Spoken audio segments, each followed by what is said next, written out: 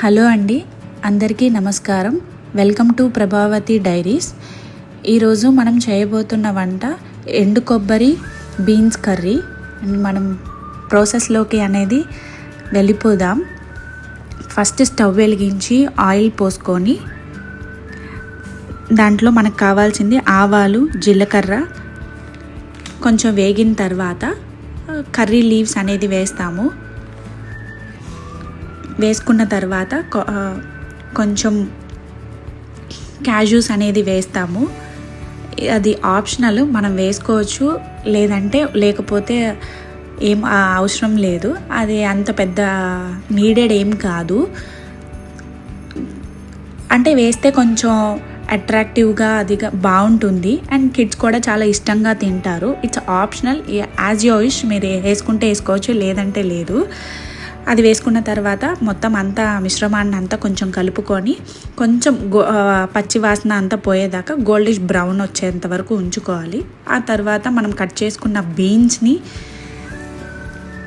దాంట్లో వేసుకొని కొంచెం ఆ బీన్స్ని ఏవైతే మనం పోపు దినుసులు అవి ముందు వేసామో అదంతా ఆ మిశ్రమాన్ని అంతా కలుపుకోవాలి.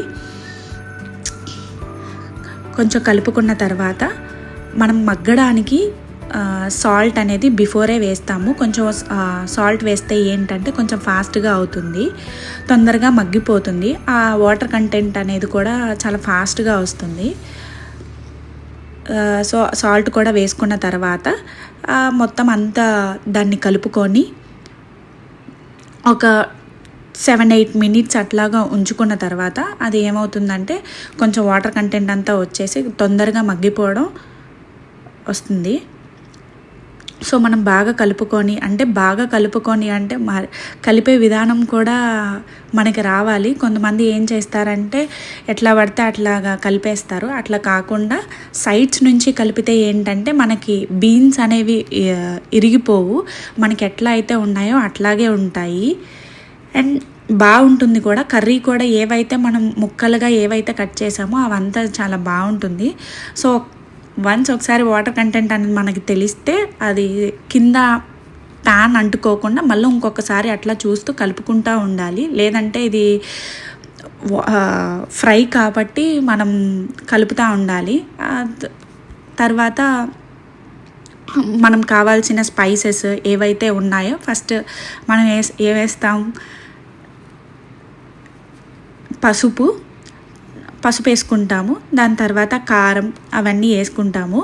వేసుకున్న తర్వాత మనం బిఫోర్ ఆల్రెడీ సాల్ట్ వేసాం కాబట్టి వేయాల్సిన అవసరం లేదు. ఇఫ్ నీడెడ్ మీకు సరిపోలేదు అనిపిస్తే వేసుకోవచ్చు, కాకపోతే ఎక్కువగా వేయొద్దు, అది సాల్ట్ ఎక్కువ అయిపోతుంది. సో బెటర్ మీరు ఒకసారి చూసుకొని వేసుకోండి. మాకైతే ఫస్టే సరిపోయింది కాబట్టి మేము మళ్ళీ వేయలేదు. పసుపు కారం మాత్రమే వేసుకున్నాము. వేసుకున్న తర్వాత ఒకసారి మళ్ళీ ఆ మిశ్రమాన్ని మనం ఏదైతే చేసామో అంతా ఒకసారి కలుపుకొని ఆ పచ్చివాసన పోయేంత వరకు మనం కలుపుకోవాలి. కొంచెం కారం పసుపు అంతా దానికి పట్టాలి కదా, అవి కూడా కారం పసుపు పచ్చివాసన పోవాలి కాబట్టి మనం అవి కలుపుకుంటూ ఉండాలి.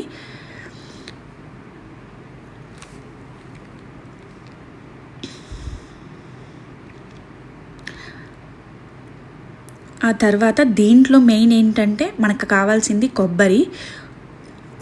కొబ్బరి వేసుకొని ఆ కొబ్బరి కూడా దానికి పట్టేలాగా మొత్తం నీట్గా కలుపుకోవాలి. ఆ కొబ్బరి పచ్చిదనం కూడా పోయేంత వరకు ఒక 2-3 మినిట్స్ అట్లా ఉంచుకోవాలి. అట్లా ఉంచుకుంటే ఏంటంటే కొంచెం కొబ్బరి ఫ్లేవర్ అనేది దాంట్లోకి కర్రీలోకి దిగుతుంది అండ్ స్మెల్ కూడా చాలా చాలా బాగుంటుంది. అండ్ లాస్ట్లో ఫైనల్ మనకి ఆల్రెడీ తెలిసిందే కాబట్టి కొత్తిమీర అనేది ఫ్లేవర్ చేస్తాం. సో అది ఎన్ని ఉన్నా కూడా మనం కొత్తిమీర అనేది మనం అసలు చాలా చాలా టేస్టీగా ఉంటుంది. లాస్ట్లో కొత్తిమీర వేస్తే ఏంటంటే అన్నీ గ్రీనిష్గా ఉంటాయి, సో అట్రాక్టివ్గా ఉంటాయి. సో అందరూ ట్రై చేయండి ఇంట్లో, అస్సలు మర్చిపోవద్దు. అండ్ చాలా క్విక్గా అయిపోతుంది, టేస్టీగా ఉంటుంది, అట్రాక్టివ్గా కూడా ఉంటుంది. అండ్ ట్రై చేసి కామెంట్ బాక్స్లో కామెంట్ మాత్రం మర్చిపోవద్దు. అండ్ ఫైనల్గా like, share, subscribe to Prabhavati diaries మర్చిపోవద్దండోయ్. ఇంకా తర్వాత ఏముంది, అంతా మొత్తం కొత్తిమీర వేసుకున్న తర్వాత అంతా కలిపేయాలి. కలిపేసిన తర్వాత దాన్ని ఒక 2-3 మినిట్స్ కూడా, ఇంకొంచెం 2-3 మినిట్స్ ఉంటే ఆ కొత్తిమీర ఫ్లేవర్ కూడా చాలా బాగా దిగుతుంది. అండ్ స్మెల్, టేస్ట్ అదిరిపోతుంది. అంతే, ట్రై చేయండి, అస్సలు మర్చిపోవద్దు. అండ్ ఇంక స్టవ్ ఆఫ్ చేసుకొని